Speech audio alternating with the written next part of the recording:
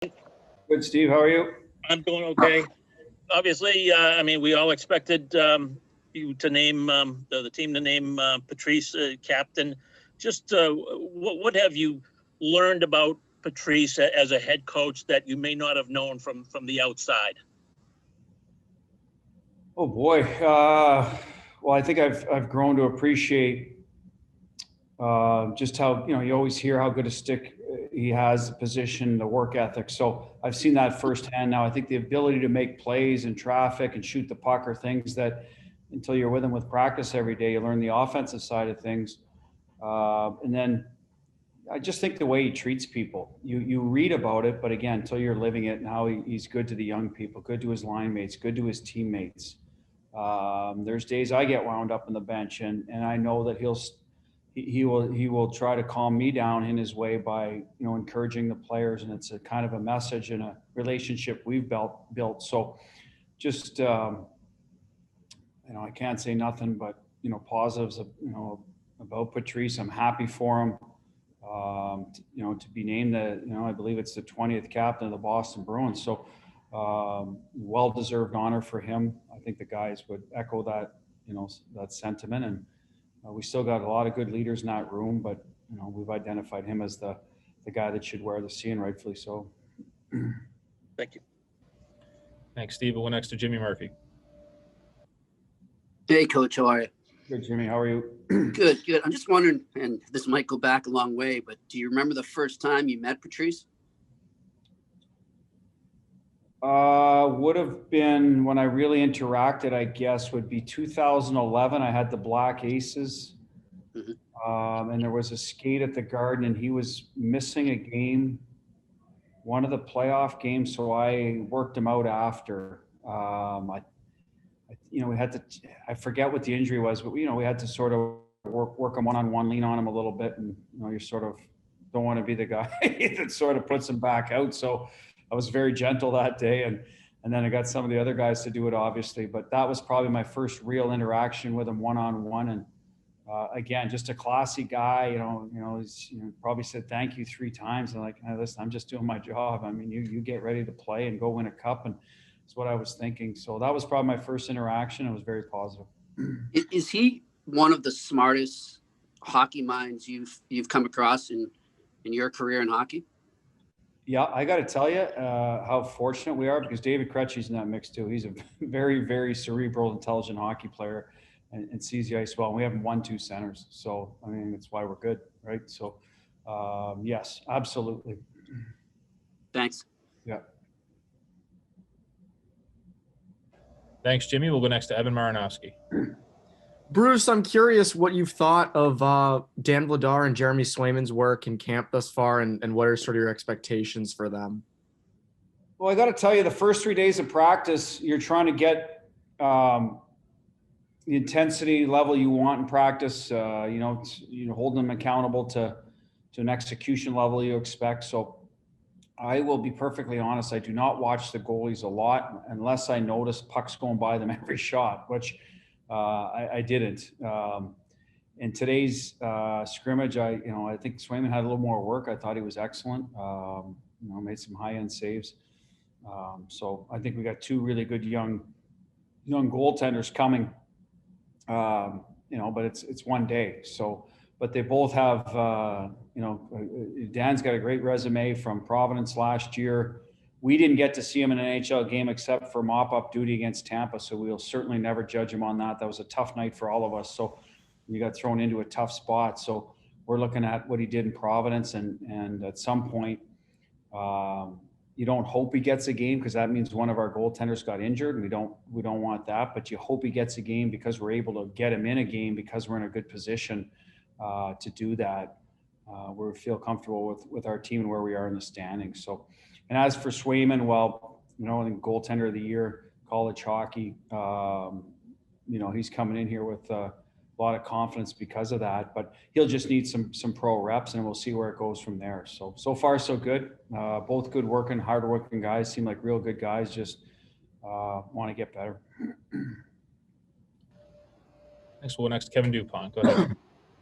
Butch, can you just give us overall general impressions of the scrimmage, in terms of pace, execution, maybe guys who caught your eye, the usual stuff? Pace was excellent, I thought, start to finish. We didn't know how it would play out, if we'd have to shorten it. Our intention was to go two 30-minute halves or two periods, sort of the equivalent of 20-minute stop time with three lines. We're hoping the forwards would keep the pace up. I thought they did a great job. I like the activation of our D. I thought they were up the ice a lot, trying to be part of the offense. I thought our ozone play with the D, the ozone blue line was good, crisp. We finished some plays around the net. Slot coverage we will look at, because obviously we video this and take a look at. I thought there was a few breakdowns there, so we'll address that. But overall, I thought it was good energy, good compete. We didn't expect guys to be running each other, but puck battles were good. So I liked it. I thought there were some good saves, some good plays. Wasn't sloppy, didn't break down, not a lot of unforced errors. I think guys were trying to, do what they were supposed to out there. Shift length was good. So I thought it for the first scrimmage of the long time off, I thought, like I said, it was real good intensity and pace. And that's the first thing we're looking for. Any of the raw kids catch your eye? Kids that have really. Oh, yeah, that part. Sorry. I thought, Philippe can really get around the ice. Obviously scored a nice goal, but he's got good pace to his game. Once he gets going.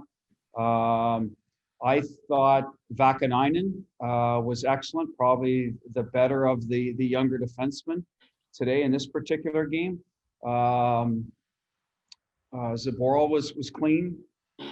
Going through them, Jack, I didn't notice as much as I typically do with Bergie and Bjork. But Joe told me he liked some of the things he did over there. I was looking at our team a little more. And then younger guys. Sean, I thought was competitive for a smaller guy. Wolf handled the puck well, better than he did in practice. He was much cleaner. Those are the young guys. As for the guys coming back, Kevin Miller hadn't played in a long time. Looked good, was around the puck, skating. Johnny Moore had lots of legs. He was jumping up in the play. That Carlo and Grizz, were a good pair, clean and being part of the offense. Obviously, Coyle's line scored some goals, but complemented each other very well. Nick Ritchie going to the net, finishing plays. The Krejci line, I thought Kasha and DeBrusque had lots of looks, so maybe they'll find their offensive game. So I thought even Wags and Crowley made some plays offensively. So I thought it was a good day for that. Our puck play, attacking, we scored some goals. We had some looks at the net. So was that a product of them just excelling, or were we breaking down defensively? So those are things we'll look a little closer at. That's great. Thank you. Yep. Thanks, Dupes. Got time for a couple more. We'll go next to Michael Tracos. Hey, Bruce. Thanks for doing this. The View from Toronto has a lot of fans relieved that they're not going to see the Bruins or the Lightning this year. Just wondering from your perspective, and apologies if you've been asked this before, but what's it going to be like to have a season where you're not playing the Leafs, who have been pretty good rivals, as well as the Lightning? Well, it's going to be strange. We put Montreal in that mix. I mean, it's the longest, our main rival for probably 100 years. So Detroit, original 16, we won't see. So there'll definitely be some differences. Eastern teams we see, obviously, but not as much as we. I think that the biggest difference, not so much the teams we don't play, but how much you play. How little teams you do play, and how and the amount of times you do, back to backs. We typically don't play that unless you're in the playoffs. So that'll be something different, where you can certainly get the blood boiling and the rematch. You don't see a lot of that during the year where you can do that. So that's a nice part of it. You're only playing 7 teams, so you should know your opposition pretty well. And in the Canadian division, only playing 6 teams, so that's a big difference.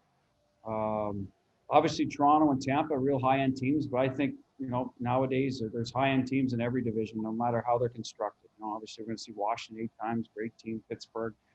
Philadelphia had a good year last year. Obviously, Islanders Final Four. So, we look at it that way, as focus on who we have. But, yes, I guess to answer your question, it will be a little bit strange not going into Toronto. We're always going in there, the hockey market that it is. The competition and the rivalry we've developed with Tampa, we're going to miss that part of it, but a year down the road, we'll be right back at it with them. Take our final question from Gary Santaniello. Go ahead, Gary. Hi, Bruce. You've talked about wanting the defenseman to get the puck up the ice a little more this year. Without giving away state secrets, how does that differ from the way you've wanted it done in the past, and particularly how does that relate to Charlie? Well, Gary, I think we've always wanted to get the puck up the ice. It's just how do we get it there? Can we support the rush after we get it there is what we're emphasizing a little more, is be part of that second wave of attack. And if you are part of the first wave of it, then, we're going to try to build in more reps so they're comfortable with it. So without, giving up much at the other end. I mean, there's always going to be risk when you get your defense involved. So how it impacts Charlie? Well, he's one of the better guys at it. He's, it's one of his, top of his skill set is getting away from pressure, beating forecheckers, and getting into the second layer of their defense and making plays from there. So, a little more rope this year. We're building it in, but we don't want to lose our identity either. So I would like to think that what we saw today was a good first step with that. Guys were thinking about going up ice right away, and that's the first step in the process, right? You got to be thinking that way. Get up. If you're fresh, go. Just do it, within reason. So, that's the goal this year, a little bit more of a mobile group. And we'll see how it plays out for us. Until you get into some live games, it's tough to tell if you give up going the other way, to be honest with you. But again, we have an identity we want to stick to, but we also recognize that we need secondary scoring. Where do you find that? Certainly you can add some players here or there, but within our lineup, what we have is build our defenseman more into the rush, and we'll see how it plays out.